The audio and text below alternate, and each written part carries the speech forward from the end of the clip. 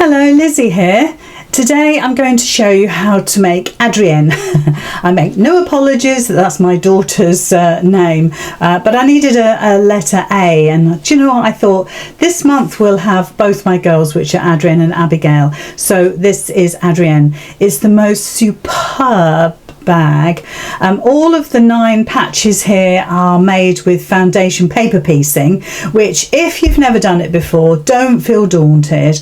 Truly, as long as you follow the step-by-steps and you look at the video and you follow the pattern, you'll be fine. It's actually a really accurate way of making more complicated patches, I have to say, or more complicated blocks, pictures, that sort of thing, because you can get it right down to the finite detail. With the one that we're going to make, each, you can see we've got 9 different blocks there. Now I have used a 1.5 inch wide design roll, jelly roll, whichever version you prefer.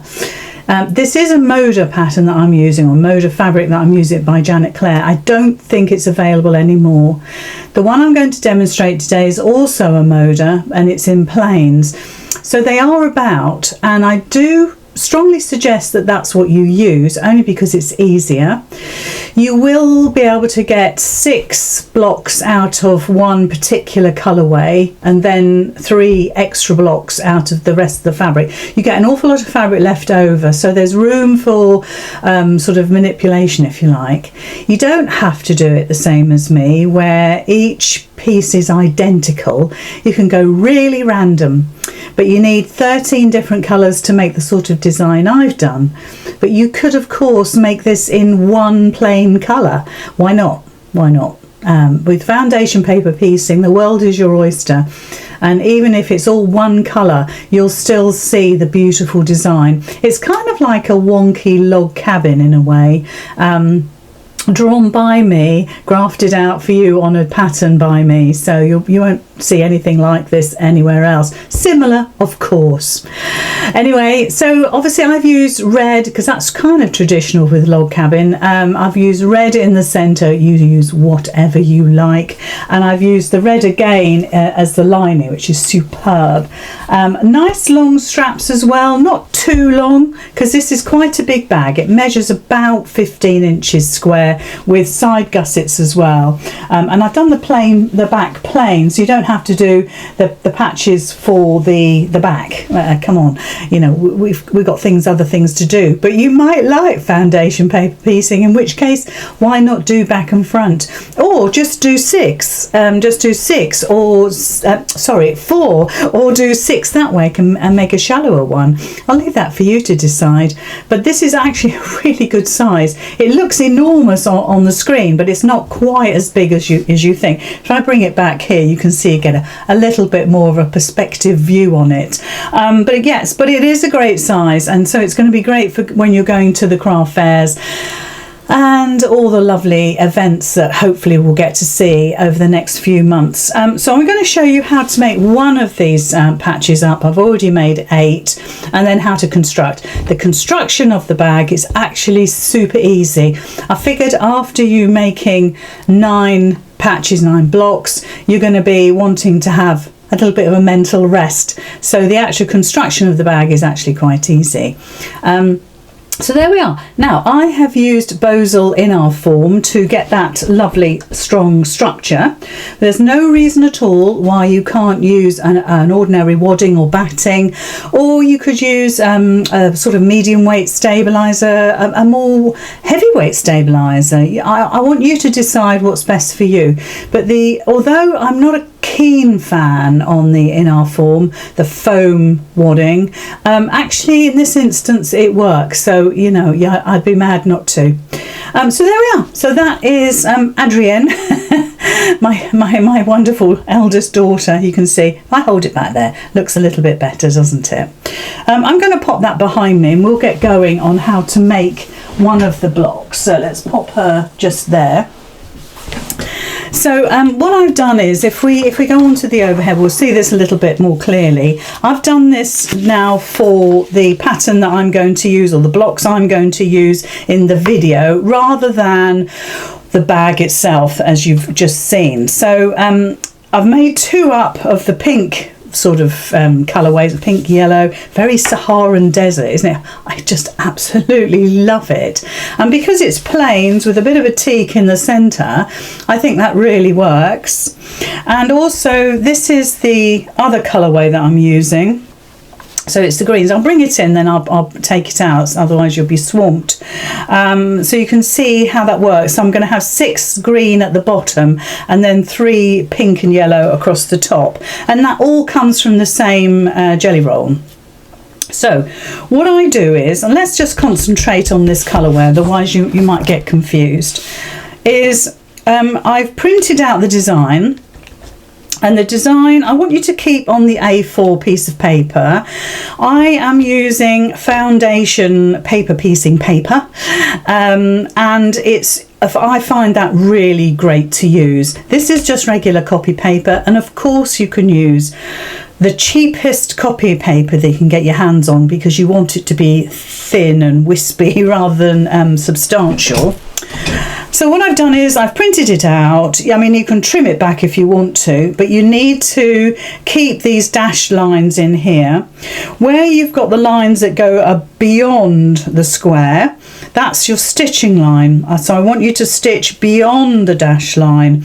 And as we go through, you'll see why that's quite important, to stitch beyond where I have indicated on here. So the other thing is I have numbered them all. So although you can't see under here, let me just bring in one that you can see. Let's get it the same way around as that one. So we've got 1, 2, 3, 4, 5, 6, 7, 8, 9, 10, 11, 12, 13. You've got 13 pieces, including the centre one. And what I like to do is sort all my fabrics out into the order that I want them to stitch. So if we look at the squares that I've already done in comparison to my little sort of diagram here, I've cut the selvage off, which of course we're not going to use, so nothing is wasted. And then I've just used a glue stick to actually glue them down. So if I'm any doubt at all as I'm stitching around my block, I can refer to this and just check to make sure that it matches. Now, obviously, this is going to be the same pattern every single time. So this is the same as that, although it's obviously I've twisted it round, and so on and so forth. But of course, you can just mix up the colours if you want to. I'm just being precise. It's a good base to start from. And then when you get confident, you can just mix them up and do whatever you like. You could have lights one side, dark another. You know, with the pinks, I could have had the pinks on one side and the yellows on another, that sort of effect. But I decided to do it in kind of an order. And when I look at, if I bring my pieces in that I'm going to use, if I bring these in, I've got them all lined up ready. So let's just get them in so you can see. They're all cut to a certain length. So in the pattern as well, I tell you each piece is a certain length. So stick to that because that works. Tried and tested. And this is the order in which I stitch, apart from the batik, which is here. If I put that there, that makes sense. So that's 1, 2, 3, 4, 5, 6, 7, 8, 9, 10, 11, 12, 13. Phew, they're all there. So I've done this in the order of that, and obviously it's going to be the same order as that. And that's how I cope with getting every single square correct. And this is my last one, I would have started off with well, in this case 3, this because I'm making 3 let's say pink squares, so I would have had 3 of each cut, all lined up, all piled up in order, so I didn't get myself in a muddle. And I think personally that's the best way to go.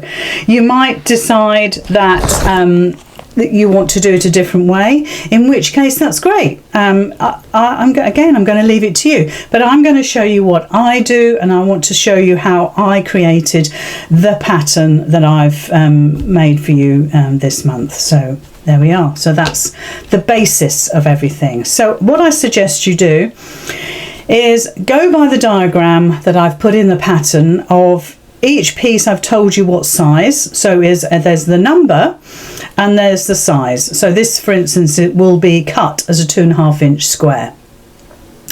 And this first one, number 2, is a 2.5 inch piece. So these should be the same width, which thank goodness they are. Also, as we go along, you'll learn how to use fabrics that are not double-sided. So for instance, these are double-sided. Okay, now that is my huge recommendation to use double-sided fabrics, because that way it doesn't matter which way round the fabric is. Batik tends to be double-sided, in other words, back and front is almost identical. I'm not going to worry about figuring out which is back and front, but they're pretty identical, so again, no worries at all.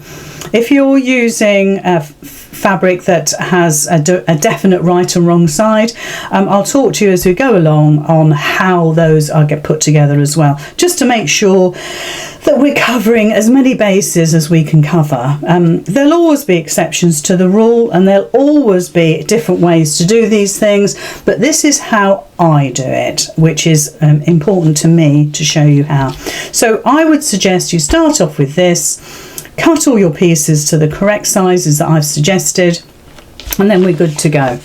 So going on that, I'll bring my little heap of little strips in, and they're all there, so I'm going to bring those in. The first thing we need is a pattern piece. Now, like I said, you could use regular copy paper if you want to. I'm going to just put these down so we don't get confused. But I do really like foundation paper piecing paper. Now, I'm from memory, I think this is June Taylor. There must be other brands out there, but I find this suits me perfectly fine. It's great because you can see behind it. You can see if I was to put this fabric behind it, you can see it very easily, whereas with copy paper you're not going to see it so easily unless you use a light box all the time. Well, I haven't got room on my desk for a light box. I don't suppose you have either, so I'm trying to make it easier for you by saying treat yourself to some foundation paper piecing paper, and you'll find the whole process incredibly easier than you perhaps thought you might experience. So to start off with, what we need is obviously our rotary cutter. We'll need an add a quarter ruler. Truly, they are a great investment. You can see if I flash it that it has this extra piece here on the side. It is actually a ridge. It goes down that way, and that ridge will help you cut your fabrics very accurately. Incredibly easy to use as well. So add a quarter ruler is something that I highly recommend, and you can get a 6-inch one if you find the 12-inch one a little bit cumbersome. You can also buy and add an 1/8 ruler. So if you want your seams to be a little bit smaller, then you could get an 1/8 ruler. And they're nothing to be frightened of. They're going to be there to assist you. Then what we need is a little cutting mat beside you. So I've got my little round one here, but if it's small, it's handy, and it means it's not going to get in your way, and you can keep it beside you as you're stitching. So a small cutting mat is good, and you'll need a postcard or a piece of card. This is probably about 300 GSM. That's a good thickness.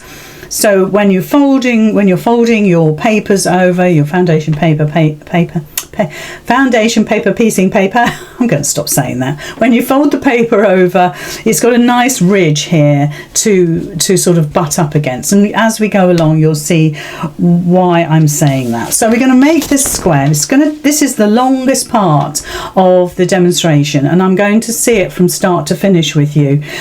So grab a cup of tea, put your feet up, and enjoy the process.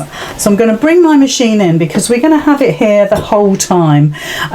We got the side view as well that you can see what I'm doing. We've also got the front view, we've got the overhead, so hopefully everything you'll see very, very clearly, and I'll try and keep it concise to my area here so we can zoom in if we need to. So here we are. This is where we start. Now at the moment I don't put any fabric down. Again, this may be different for other folk. This is how I do it. So I can see very clearly all my lines, all my numbers, and the first line I want to fold with my paper is between 1 and 2. So my first stitching line is between 1 and 2, so it's between there and there. So take your postcard, whatever you're going to use, put it on the line as best you can, as accurate as you can, and fold back. Hold everything in place and fold. I mean, my paper comes off the edge, but if you're using a bigger mat, then fold right to the end. With the paper, the foundation paper, it will get creased, but not half as much as copy paper. It's much more user friendly. While your postcard is still there, look, you can see really well, very clearly. All we are interested in is the line starting here and here. And if you're not sure where that line is, you can flip this to see, yeah, there's definitely that piece there. Take your paper out, have another little look, it's definitely that line there. So we'll put our card back, fold it back, and you can see it's that between there and there is where we're going to, that's where we're interested. So if we get our first piece, so our first piece is the centre square.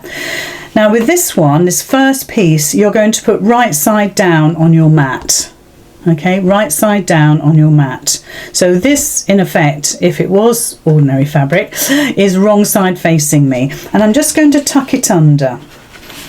Okay, and I'm going to tuck it under, so we've got about a 1/4 inch sticking out. You can see that quite clearly. And I've got a 1/2 inch sort of sticking out either end, because don't forget, we're stitching from there to there. So my piece of fabric really covers that area well, and you'll find by using the strips it is so much easier than using scraps of fabric that you may have cut off, you randomly in your storage containers, whatever you keep your fabric in. So using the strips, incredibly easy. So there's our first piece. So that's right side facing down onto your mat here. So now we're going to get the second piece. Okay, so with this piece, if you had pattern fabric that's wrong and right sided, this is your right side. Okay, I mean, with my fabric, doesn't matter, which is lovely. There's no stress involved with remembering right side up, right side down. I don't know, but with this, I know that it doesn't matter. But if you're using fabric that has a right or wrong side, the right side is looking at you now. If it's not, flip it over. And what we're going to do is we're going to gather up our layers. So we're going to pick up all our paper, our card, our first piece of fabric. We're just going to slip our little piece underneath there, and we're going to line that up beautifully. So my fabric underneath, if I get my pokey tool, my fabric underneath is sitting there. It's about a 1/4 inch. I might move it a little bit, but it's a 1/4 inch. And a 1/4 inch here, and both pieces are hanging over my line about a 1/2 inch, and this is consistent pretty much all the way through. There are 1 or 2 exceptions, but we're pretty much consistent all the way through with that. Okay, so now I've lined that up, I'm good to go. I'm good to start stitching, but we need to obviously remove our postcard. So what I do is I keep my finger on there, keep everything in place. I remove my postcard, pop it out the way, flip my paper back so it's flat, and you can see my fabric underneath. It doesn't have to be, although this is a 2.5 inch square, which is obviously bigger than that square there, it doesn't have to be exactly in the middle, because I've made sure that it's in the perfect place. Now for the first 2 or 3 squares, depending on how confident you feel, I want you to place a pin going across your stitching line there. So don't forget our stitching line, and I'm going to be really boring and repeat this quite a lot.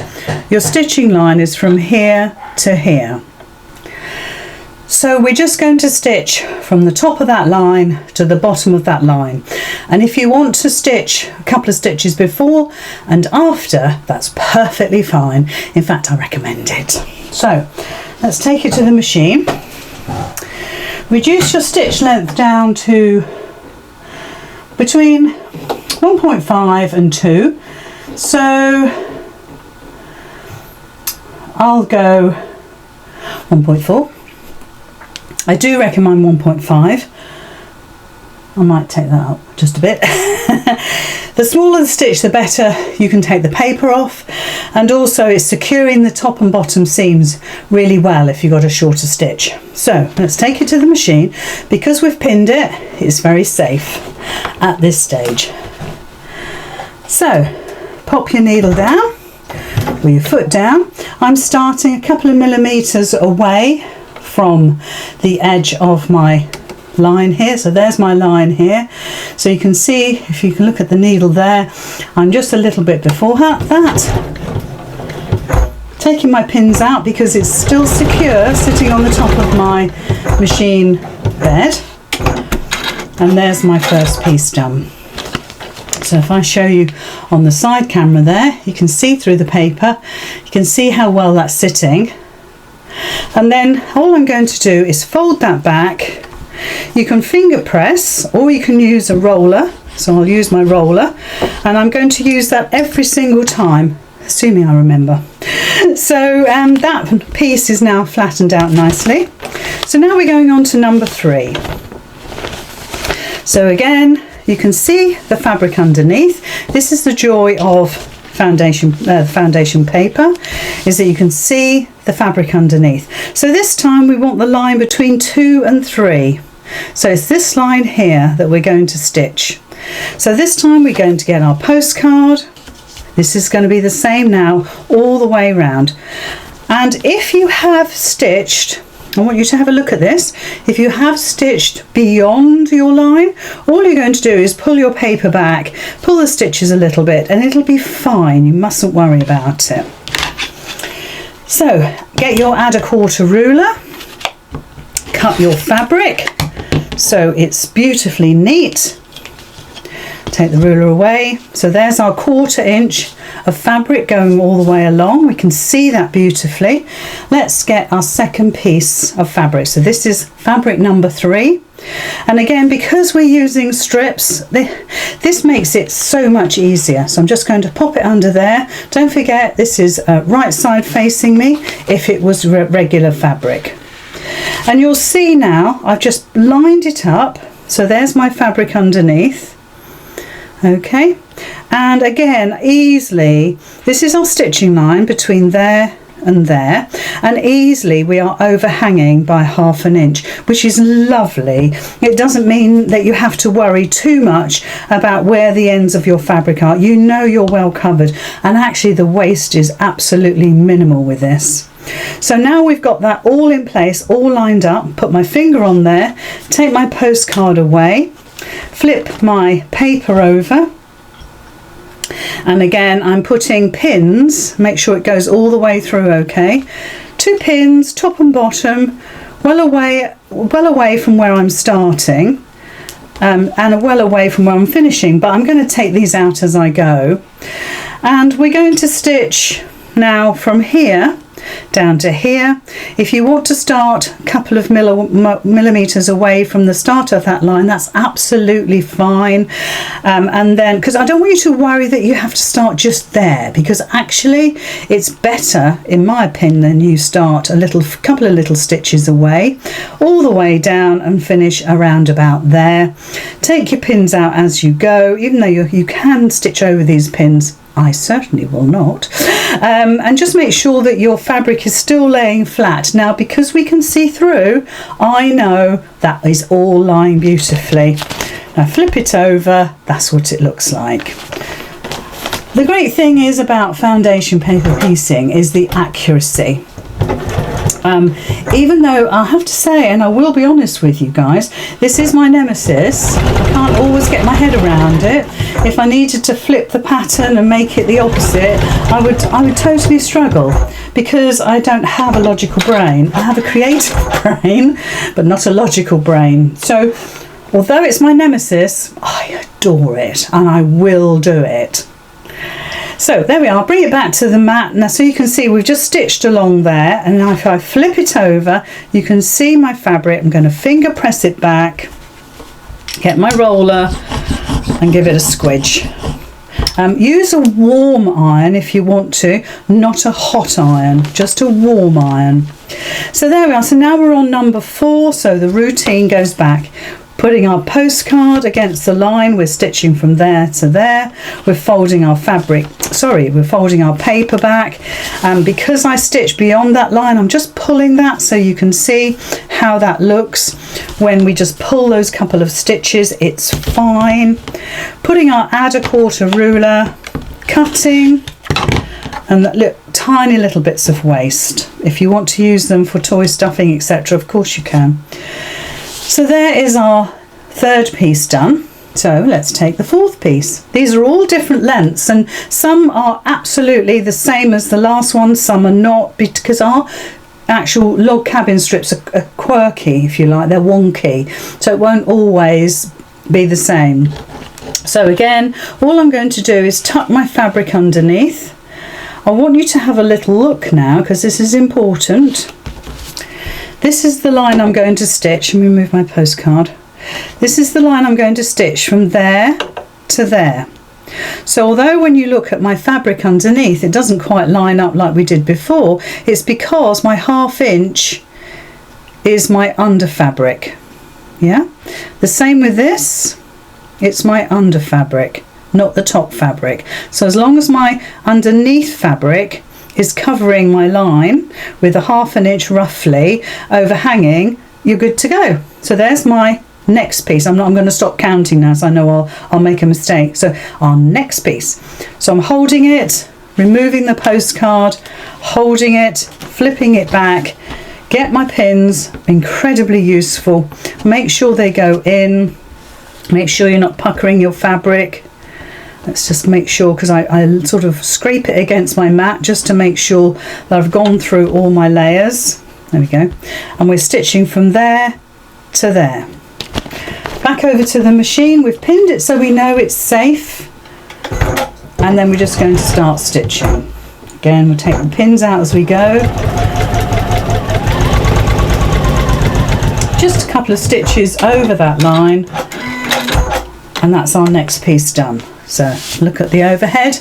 There we are. We've just stitched from there to there. Flip it over. There's my piece. Finger press. Roller. Okay, now we're on number 5. This is number 5. Postcard. This is quite a long piece, this one. Pull it back so those stitches, it tears the paper. You don't necessarily tear the fabric, but you're tearing the paper, so it allows you to fold it nice and flat. Get your add a quarter ruler. You can use an ordinary ruler if you wish. Look, there's the waste, hardly any. I'm not even going to bother talking about it.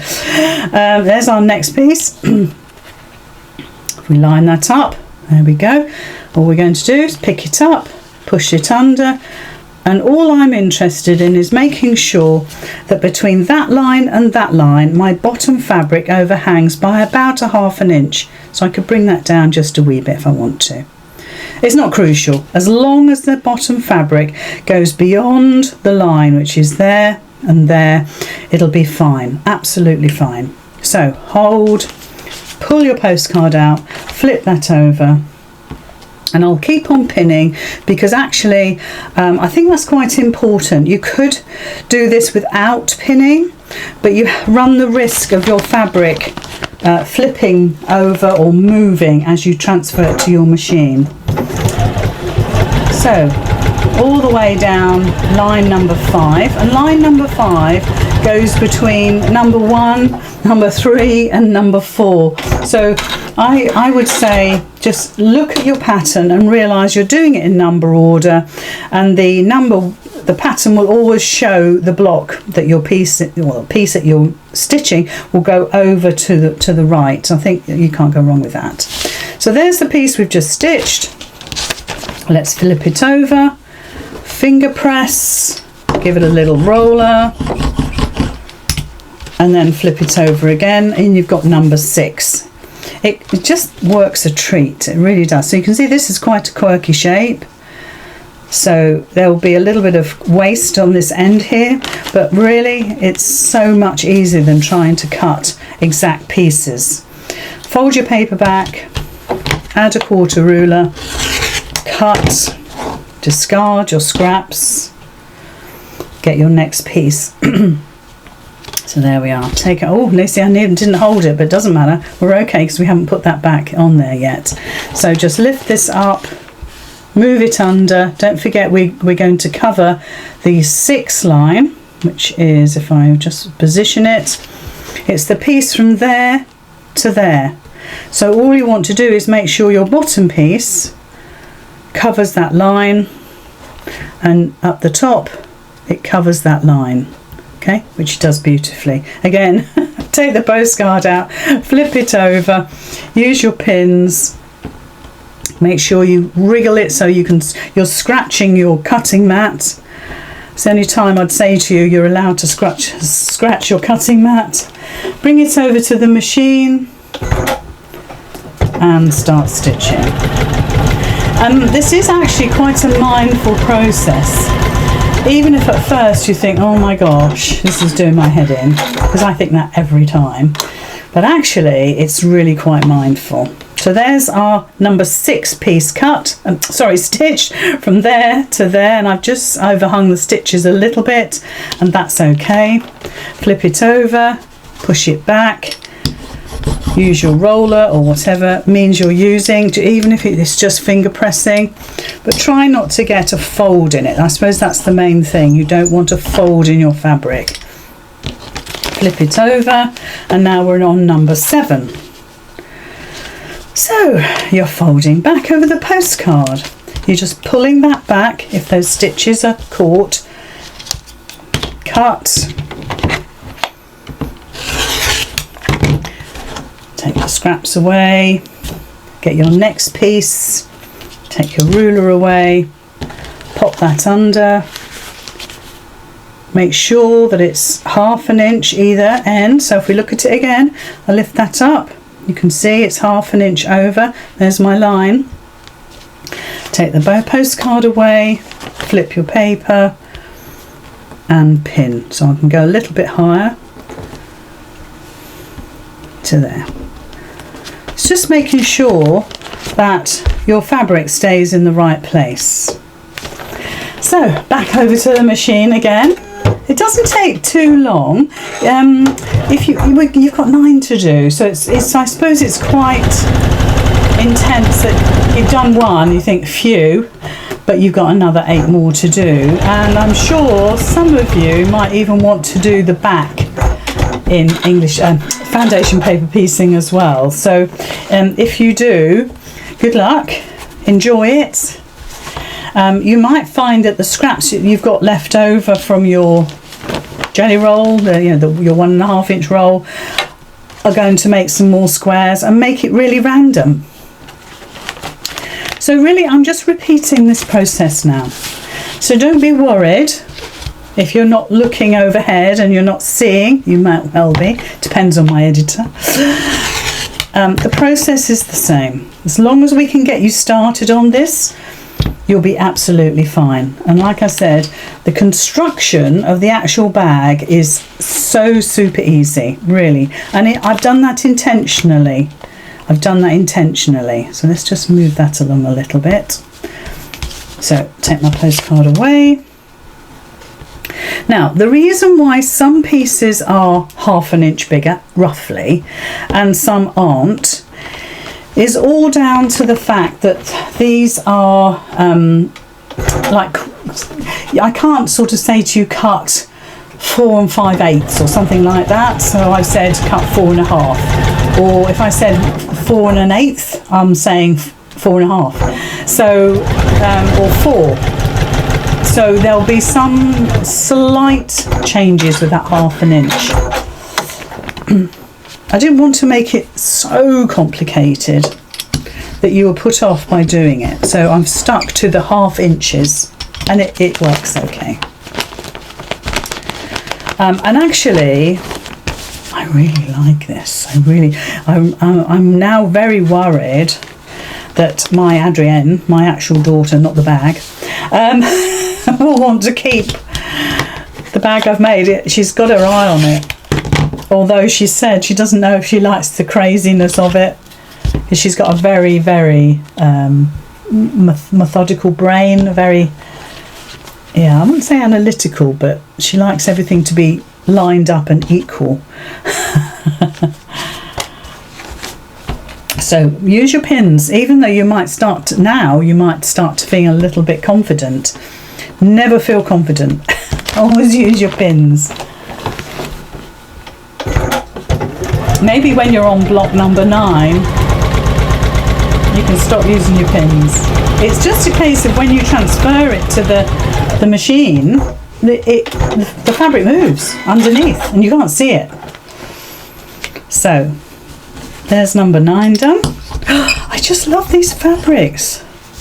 In the description of the video I will tell you what this is, but unfortunately, like most things, they do go out of stock, and of course they don't make them again, do they? So try to find something similar. Try to find something that floats your boat. To be honest, I didn't know how the planes would work, but I love them so much. Right, so we're doing number 10 now. So let's just line that up. Okay. Take the postcard away. Pin. Now, when we come to number 11, 12 and 13, you're going to be stitching off the edge. If you remember right at the beginning, I said to you, those lines that are drawn, that are going outside of the dashed area, and there's a reason, because we're going to cut this block down to the dashed line, not the square line. That makes sense to you. So the dashed line is your outside edge. So we want our stitching to go beyond that. So when we get to that bit, I'll show you what I mean. So this is why you need just a little cutting mat next to you. Obviously I've got my machine at a quirky angle. You may not want to do that. It's not the easiest of positions, but I'm so used to it now. That's what I always do. Right, let's go on the overhead. So now we're on number 11. So you can see this is our line from there to up there, and it goes beyond our dash line here, and that's where I want you to start stitching, not here, for instance. So I want you to start stitching here. So with your postcard again, you're going to fold over just like we've been doing all the way through. Just pull that back if you've stitched it. Trim. So you actually want your fabric, excuse me, you want your fabric to go up to that line. And you won't be able to see this, but I can see the end of my line. Excuse me, it's there. Okay, so my next piece of fabric, I want to go to at least the edge of that, not necessarily the dash line there, because that's where I'm going to cut. I mean, you could bring it down a little bit, but let's err on the side of caution and line it up with the end of the line there, which is there. And you can see there's the end of my stitching there. There's plenty of fabric. You know, I can move this up a bit more. This is the stitching line here, so don't be confused by this area. This is where you're stitching to here. Okay. So again, we can just pop that under, line it up, take the postcard away, flip. It's a little mantra, but you'll find using the strips so much easier. So we're going to stitch from there. Pick it up nicely, make sure it doesn't fold over. Maybe your quick unpick, your seam ripper, will be your friend for the first few times. But I don't want you to give up. Make at least one. Make at least one of these little patchy blocks, so you can make a coaster or something. But just experience it. It's really, really lovely thing to do. And like I say, it is my nemesis. I can't always get my head around it. So let's go on the overhead again. So this time is number 12. It's identical. So we're going to start stitching from this line here, and this is the end of our line there. Okay, so get your postcard or whatever you're going to be using, We've flipped our fabric back already. We've rolled it with our roller, so everything is sitting exactly where it should be. Cut back. And get our next piece. Okay, so this time again we want it to go beyond the dash line by about, well, if I said 3/8 of an inch, you'd be about right. And then just make sure this is the end of your stitching line here. So don't think it's any of this, it's here. That's the end of your stitching line, and that's where you start. So I'm happy with that lined up. I mean, it could be like that, it could be a little bit more. So pop it under, line it up like that, postcard away and pin. Now don't be complacent, get those pins. You'll thank me for it. So press the foot down and you're coming all the way along. So like I said, this is the longest process. It might take you a couple of days to make the 9 patches. With actual bag construction, an hour. So push that one back, get your roller, and I figured that would be a good reward to have a hard bit and then an easy bit. I thought if we make the bag complicated as well, oh my gosh, you'd be absolutely saying, no, I don't think I'll be making this one. I can hear it already. So let's trim that last one. So we're on number 13 now. So although it's been a little while and I wanted you to see the whole thing, I think it's really worth it. I don't want to skimp any of this.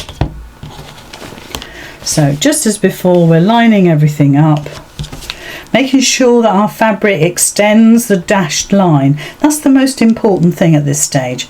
Hold, move postcard, flip over paper and pin.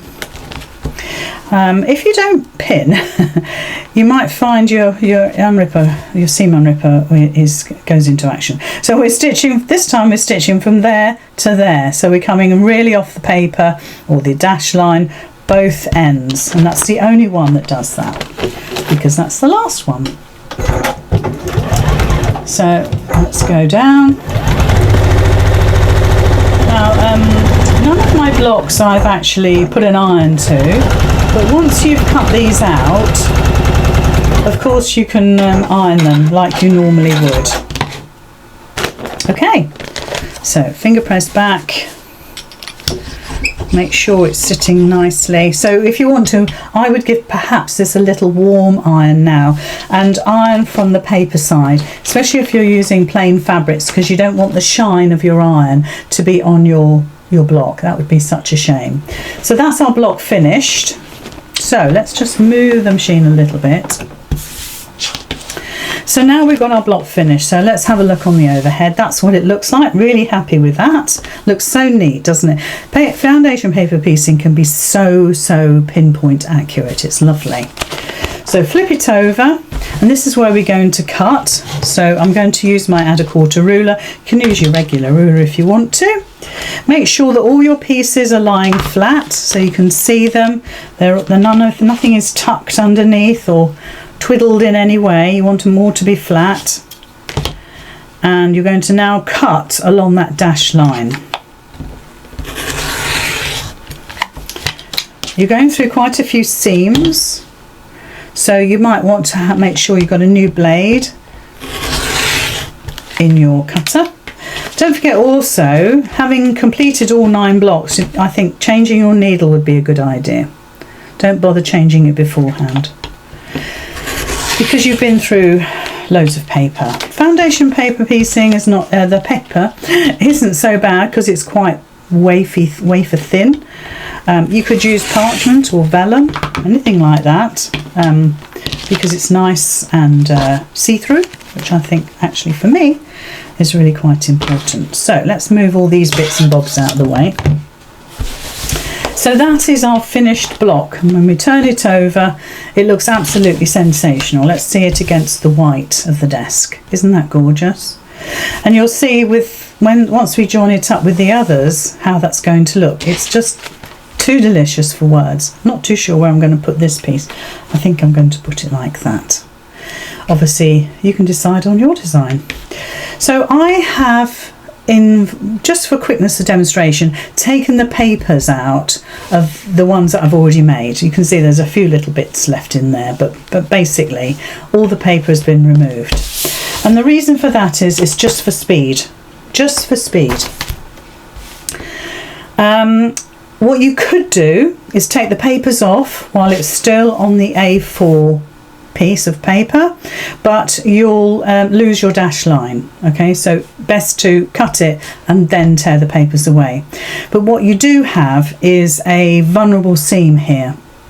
So the suggestion is to leave all your papers on like that until you've stitched all of your blocks together. Okay, so in the perfect world, all of these would still have the papers on the back because it helps with the seams. For instance, let's show you. As soon as I tear this piece of paper here, the seam, the stitching there is vulnerable. We could easily pull those stitches. So I tend to put my finger on it to hold the stitches. I don't want to tear the stitches as best I can. We've got a 1/4 inch seam allowance, so even if you take 1 or 2 of these stitches out here, it's not going to matter too much, but if we can avoid that, the better. And again, just make sure you put your finger on the end of that seam just to support it as you're taking that paper away. And just be gentle. I mean, I would say get yourself another cup of tea and sit down and enjoy the process of removing these papers. And again, the foundation paper is so much easier to remove than copy paper. You also might want to use your sort of stiletto, your pokey tool, just to lift the papers up. You can just, I mean, it's almost like this, well, they are serrated with the stitching, so it shouldn't be too difficult. And work your way around. Obviously you can remove as much or as little as you want. It's not going to wash away when you wash your bag, if you do ever wash your bag, but maybe it's something you're happy to leave in there. This is quite soft. I can't explain to you quite how soft it is, but it's not like leaving copy paper in. But you could take all these little pieces out, get some tweezers. You know, it depends how pedantic you are with this. You know, I know some people will want every single scrap out, whereas actually, you know, I've got other things to do. So I'm just picking at that. And like I say, because it's serrated, dead easy, dead easy. She says, struggling now. It's because of my nails. I blame my nails. I blame anybody. Right, so, not fussy. So just take all these pieces out. It doesn't take long. And like I say, if your hands are a little bit, you know, stiff, mine are a little bit, then use tweezers. Use some flat edge tweezers. And just make it easy for yourself. No rules, not in this house. Let's just get that thread out of the way. That's it. And of course what you can do is trim all your threads, make it super duper neat. You know, I'll leave that for you for your own standards. I could tell you to do all sorts, but I'm not sure you'd listen. In my world, I'm just going to leave my threads because it's inside the bag. Nobody's going to see. Okay, so now we've got our finished square. How absolutely glorious is that? So I'm going to attach it to my other 2 pieces ready to go, and then I'm going to attach the 3 onto the 2 to make 9. I think that's pretty easy enough for me to explain. I don't think you need a diagram for that, do you? So again, I'm going to look at my design. I'm going to work out where my colours are going to go. Again, this is going to be now perhaps a personal thing to you as to where you want your colours. I mean, that purple is my very, very outside one, so I've kept it to be a feature. So we're going down, across and up, but you don't have to do that. You don't have to do that at all. So I'm going to stitch it together like that. So it's obviously a 1/4 inch seam allowance. So let's bring the machine in. Let's try not to lose any of my tools. And the great thing is you cut the most accurate square, so you don't have to worry about trimming it to fit or sort of adjusting it. You should have 9 perfectly cut squares. Let's increase our stitch length to 2.4 thereabouts, maybe 2.6 or 5. And having used a little tiny stitch for so long, using your regular stitch length, it's like whizzo, because the stitches are so much longer. So there's our 3.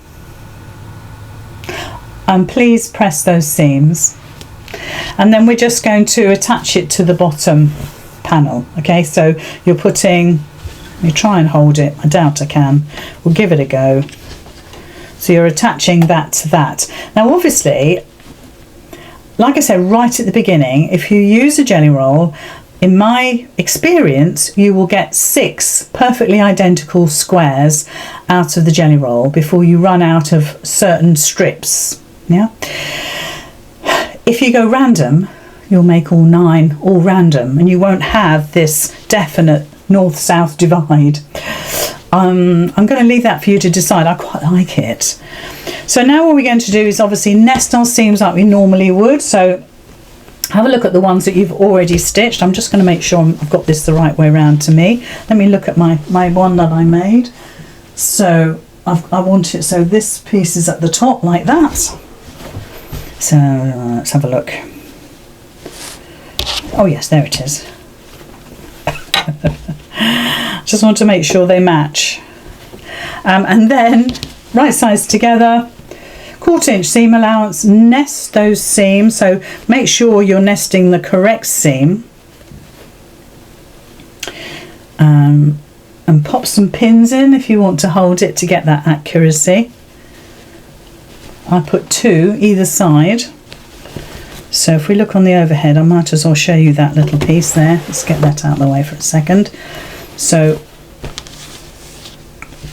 what I've done is I've lined up my squares. I'm making sure that I'm using my 2 longest pieces. I'm making sure I've got the right seams. There's a lot of seams going on there, so choose the right one. Obviously it should match up perfectly on this corner, and then you're going to open your seams up so it's one goes one way, one goes the other. So you're not opening them up, you're flattening them so they're nesting. And then I put 2 pins in, one to catch this side and one to catch that side. So with this one, let's just make sure we're pushing it the right way. So that's going across to there, and that one. And then we're just going to nest. So just push them out of the way. And of course, like I said, if you've ironed this, it'll be so much easier. Everything is much, much easier if you press. So 2 pins, and please remove the pins as you get to them, just to hold those seams in place like that. Okay, just make sure that everything is lined up. Okay, let's take it to the machine. 1/4 inch seam allowance.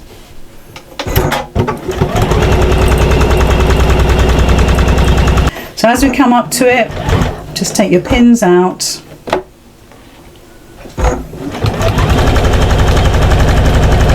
All the way along. Make sure your ends are meeting, everything is lined up beautifully. That's it. And take your pins out again.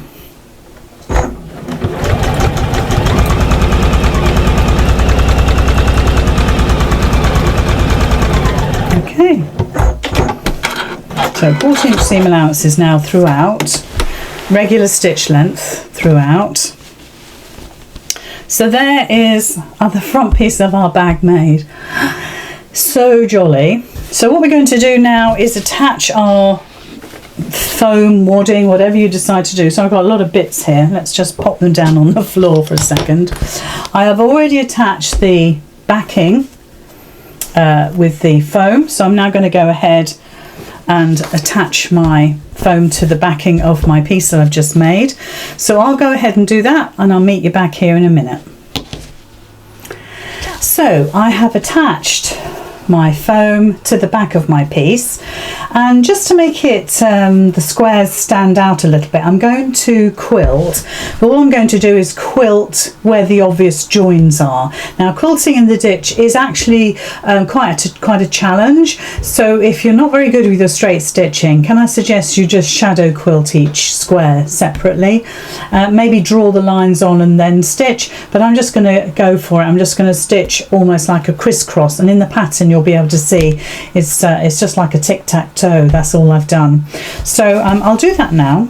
I'm going to raise my stitch length to well, 3 be fine, I think.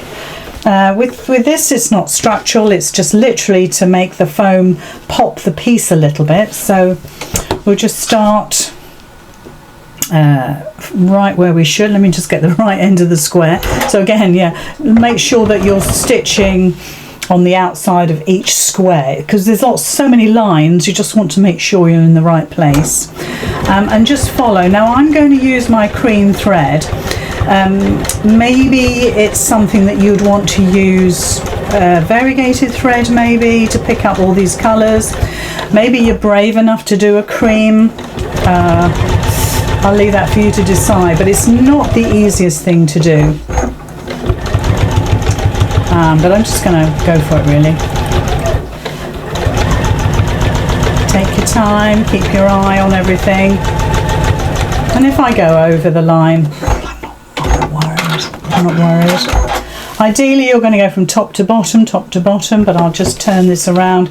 By doing that, sometimes you can twist your work, but as we've literally glued it onto another piece of fabric, you shouldn't twist. That's what I'm hoping for.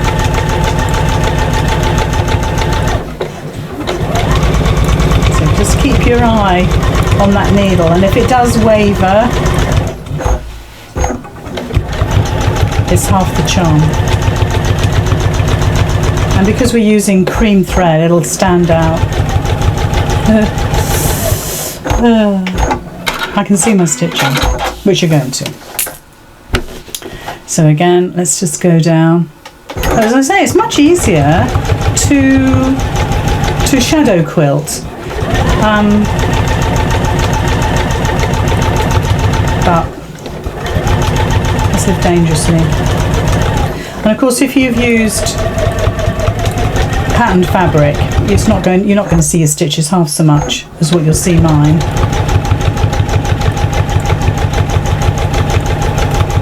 Sometimes I think it's better to make something obvious than try to hide it. So last line now.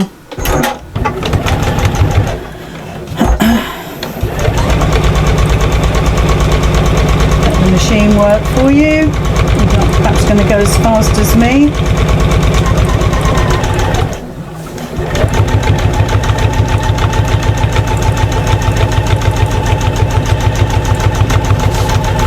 Of course, you don't have to do that for the quilting. It's not too bad. I don't think you'll see it, but it's not too bad. Okay, so the next thing we're going to do, apart from we're going to put the base in and actually construct the bag, I think it's probably best if we put our straps in now. They are a good length. Make them longer if you want to, make them shorter if you want to. And if we have a quick look on the overhead, you'll see it's the regular thing of bringing your long raw edges into the middle, folding again and stitching. And you want to top stitch both sides on a stitch length of 3. So we'll take it to the machine, keep your stitch length on 3 just as we had before, and you're going to go, I mean, it doesn't matter which side you got first, whether you go on the folded edge or the 2 folds. Certainly if you start with the 2 folds edge, you've got a chance of bringing those 2 folds to lie neatly on top of each other.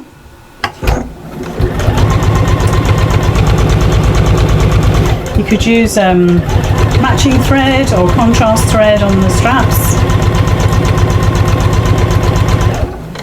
So coming down to the bottom, we're just going to go across the bottom, about 1/8 of an inch up from the raw edge, turn, and come up the other side.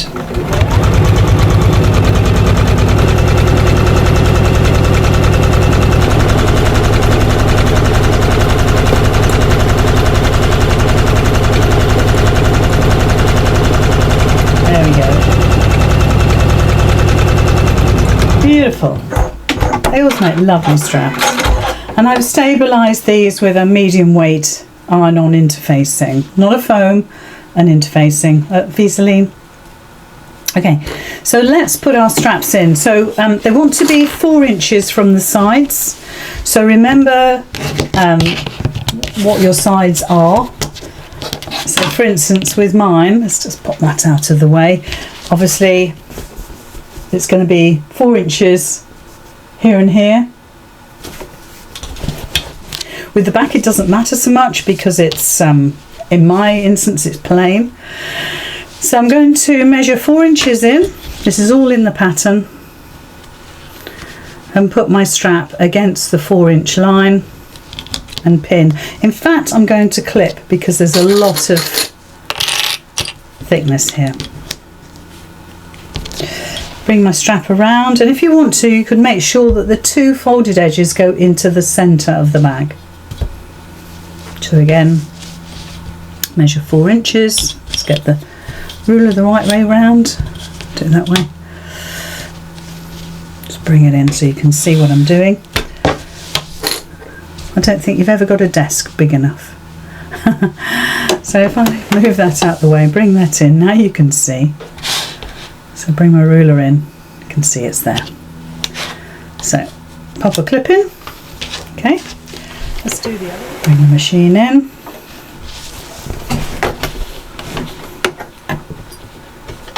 And to be honest, I would go straight across. You might want to be conservative with your thread, but let's go straight across.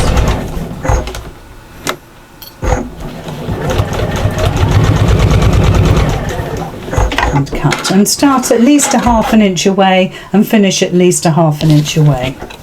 So there's one strap attached.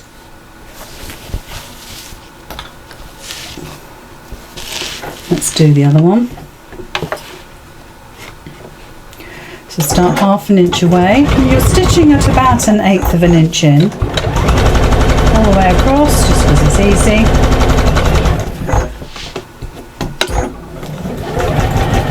And all the way across the strap, plus a good 1/2 inch.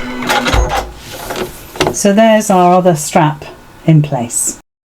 So the next thing we're going to do is attach the back panel to the base, and we're going to start stitching 1/4 inch in, 1/4 inch up, so right in that 1/4 inch little mark there. If you look at the pattern, there's a definite dot that I've given you, so you know exactly where you're starting and stopping, and each of the pieces that you attach to the base is going to have that 1/4 inch stop and start, because that allows us then to stitch the sides up with a 1/4 inch seam allowance, and there's no stitching getting in the way. It's just so easy. So if we look on the overhead now, all of the gusset pieces are exactly the same size. So if we look on the overhead, let's just move the machine, and you're going to do right sides together. So let's just make sure they line up. Now if they need a trim, which looks like mine needs a little trim that side, please trim it, because you want these to be accurate. So maybe I was just a little bit generous with my cutting, and not so generous with my back. So pop it down, right sides facing, and if you want to, you could make a little mark with a pen here and here, so you know where to stop and start. It's a good idea to do that. Just get a little guide. So I'll pop a little mark there just to help me. So a little mark there, and a little mark here. So that's where I start, and that's where I stop. So start, stop. And we do that on all of the pieces. And it's the same with the lining. So let's just bring our machine back in. I think my machine mat needs to have a little tidy. Keep your stitch length on 3 because we're going through lots of layers. Start with your needle down so it's right on the dot. Do a couple of stitches, take a couple of stitches back.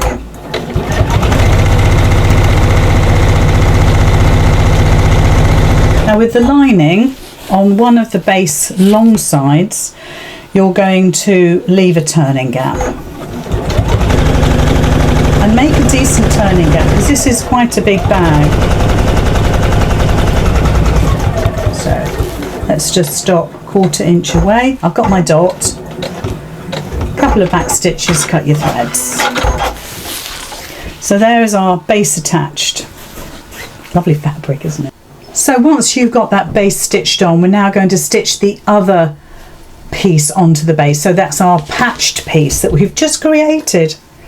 So let's get that in place. So don't forget which end you're stitching. Obviously you've got the handle end to give you some guidance.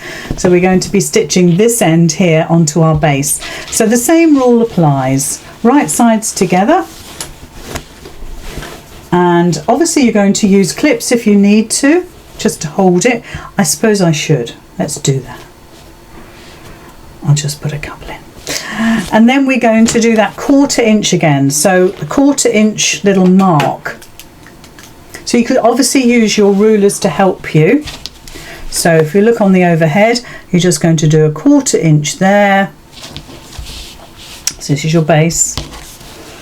And bring it up to the other end. And a 1/4 inch there.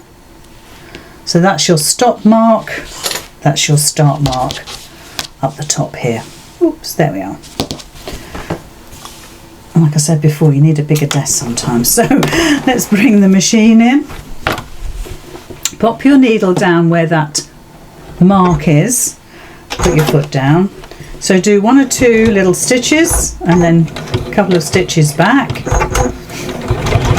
And then all the way along. And like I said before, this part is so easy, and if you wanted to just make the bag without the patchwork. Let's pick up my bag here.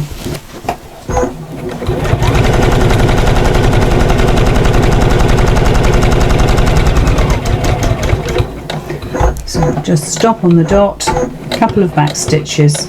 If you don't do the back stitches, it's more likely that that seam is going to open up and cause you problems. So always do a little back stitch. So there's our front and back attached. So now we're going to do the sides. So again, same rules apply.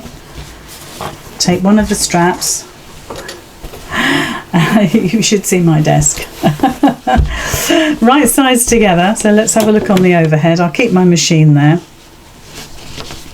Maybe put a clip in or 2 just to hold it. Put your dots. Ignore the rest of your bag. Just concentrate on this side gusset.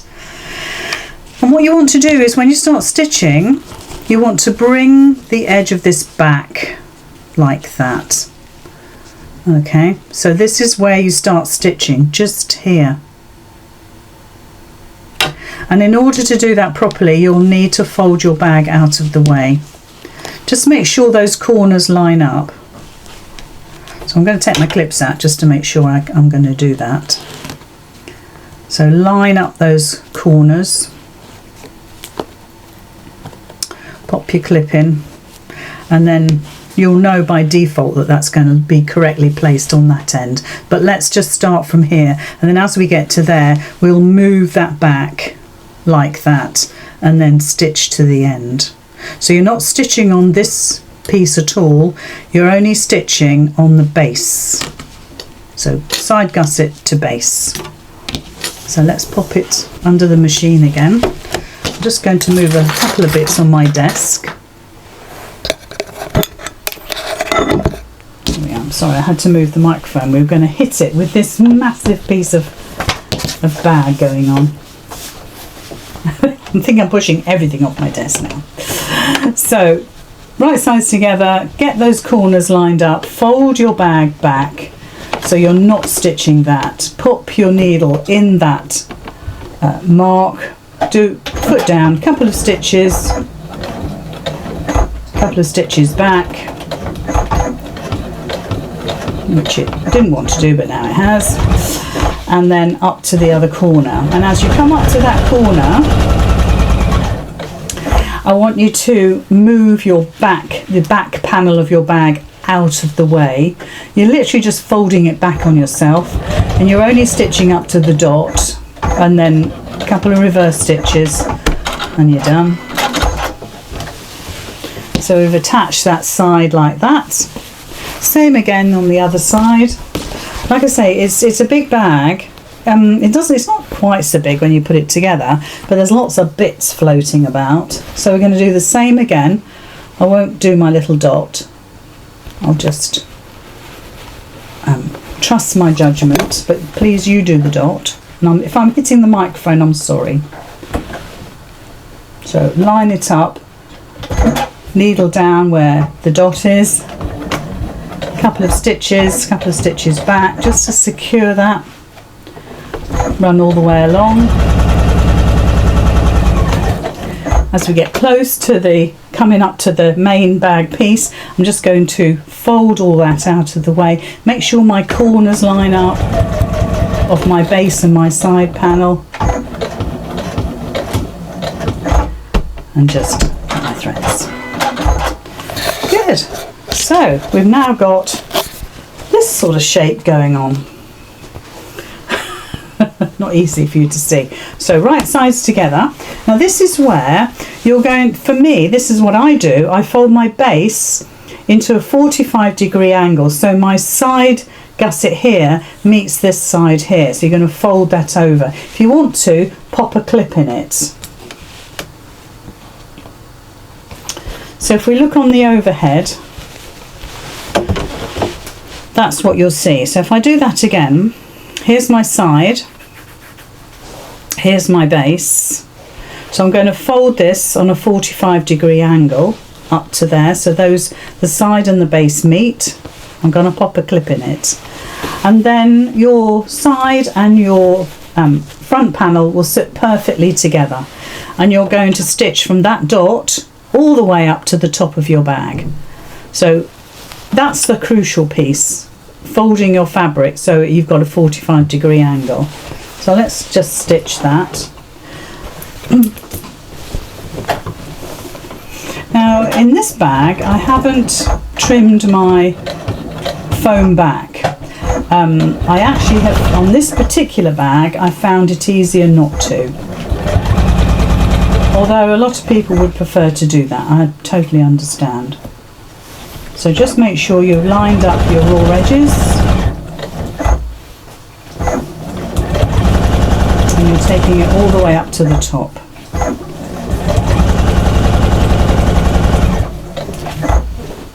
Again, 1/4 inch seam allowance.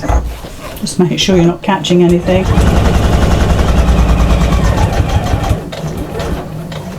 And a nice back stitch.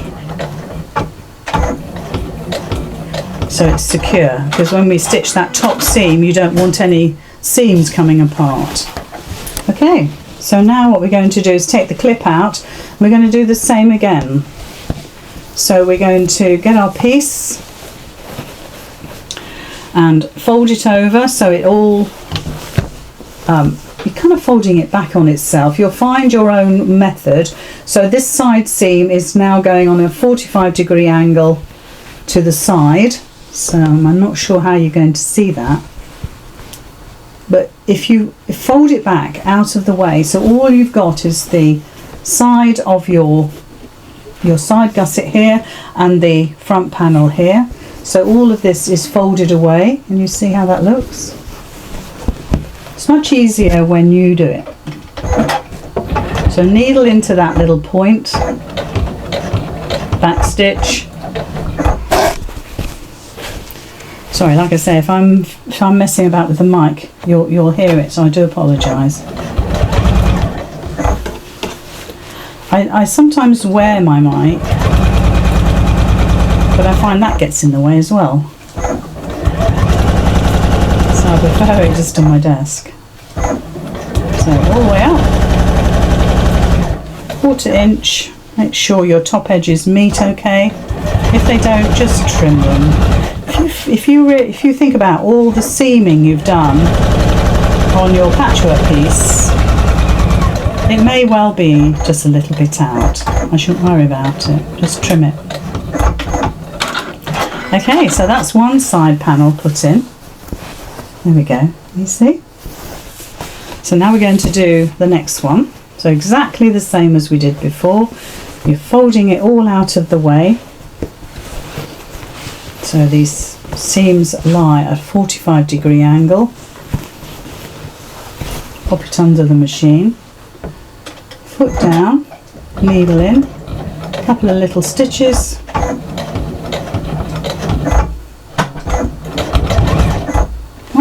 Once you've got the needle in and everything is in the correct place, because that needle is such a good idea to have as it always in the down position. Just make sure we're lined up here.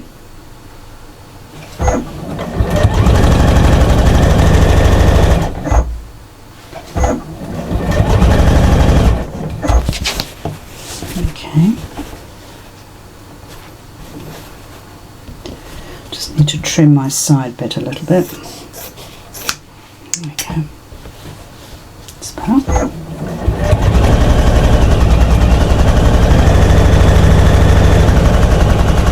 All the way up to the top.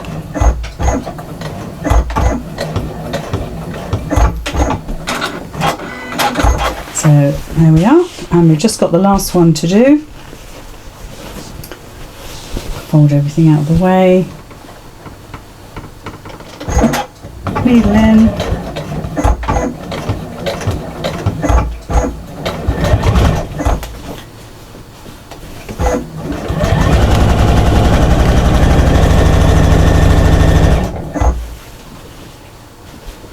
Right up to the top.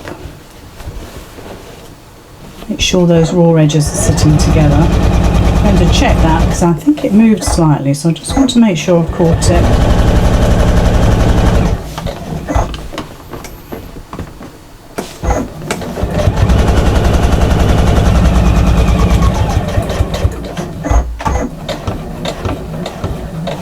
Good. Let's just check that.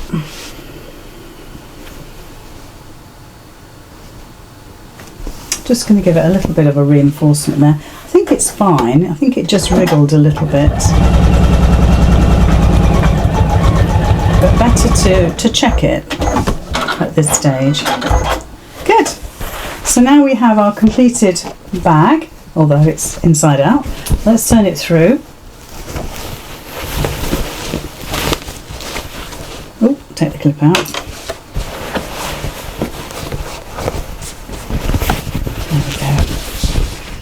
So now we're almost done. Like I said, this is such an easy bag pattern. I think you'll enjoy it just for the shape and the size of it. So let's just poke our corners out, be gentle. You'll find that the lining of your bag takes more strain than the outside of your bag. So there's the bag completed on the outside. I do love that pop of pink at the top. So now we're going to do the lining. Now the lining I have already done just to save a little bit of time. It's exactly the same construction as the main bag. You're going to get your base piece, okay, and you're going to stitch one front first or the back, then do the back piece next, then put your side panels in, and then you're going to stitch up. So it's exactly the same construction as the main bag. So right sides together. I also find if I make my lining a teeny weeny bit smaller than my outer fabric, I reduce this by 1/2 inch on the length, then it sits better in the bag, but not the width. The width has got to be the same as the back. So So just make sure that your side seams match up, so your gusset side seams match your bag. Try your best to get them lined up and nested. Pop a clip in or a pin, whatever you prefer to use. And as long as you make sure your gussets, side gussets, match up, then you'll get a lovely finish, and it should fit perfectly, assuming you've used the same seam allowance throughout. And if you want to open up the bag seam, you can, because obviously you've got the 2 layers of foam there, so see how you get on. Now don't forget, I've left a turning gap of good 5 inches, and please make that bigger. Don't struggle with that, please make it bigger if you need to. So then once you've got the bag in the right position, sorry about that, then use your clips all the way around just to hold it. So you can see how that looks. There's a nice picture in the pattern that shows you that. And assuming your seam allowance is the same all the way with your lining and your bag, then it'll fit perfectly. So just put another one in there for luck. So there we are, so there's our bag. So all we're going to do is stitch right around the top, turn it through, stitch the turning gap, give it a really good press, that's the key. You can top stitch the top, but I didn't want to, and there's a reason for that, and I'll tell you that when we get to it. So I'm going to take my free arm off. Not that it makes a huge difference with this machine, but let's tuck it out of the way. And I'm just going to tuck it under. That's the lovely thing about a free arm, it allows you to do that, allows you to stitch on the top.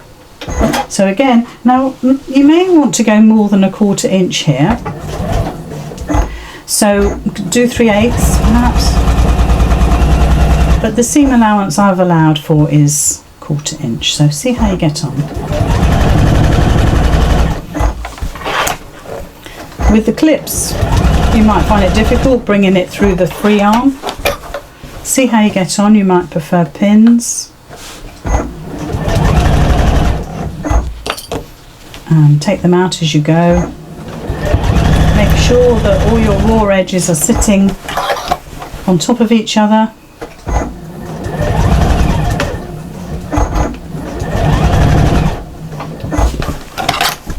So stitch a little bit and then adjust. Just make sure my stitch regulator is down.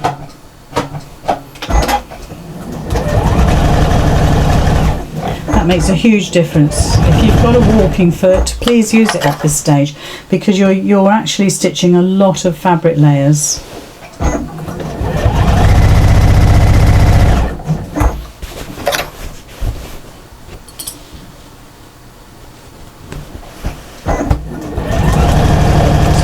Again, the handles are tucked inside, so I'm just easing that fabric. You can see me doing that.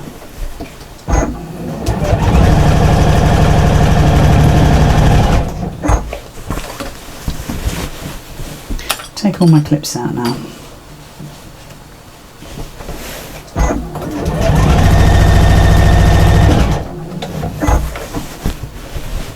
So just as we're coming around to the end,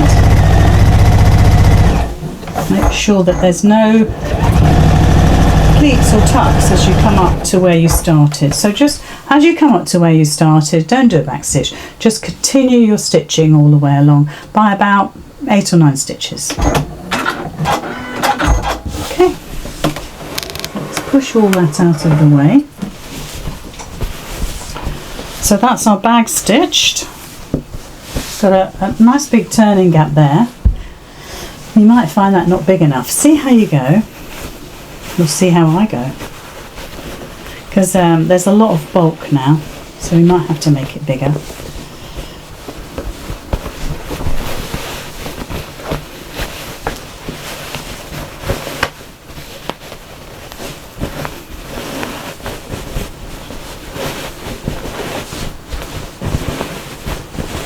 Just ease that.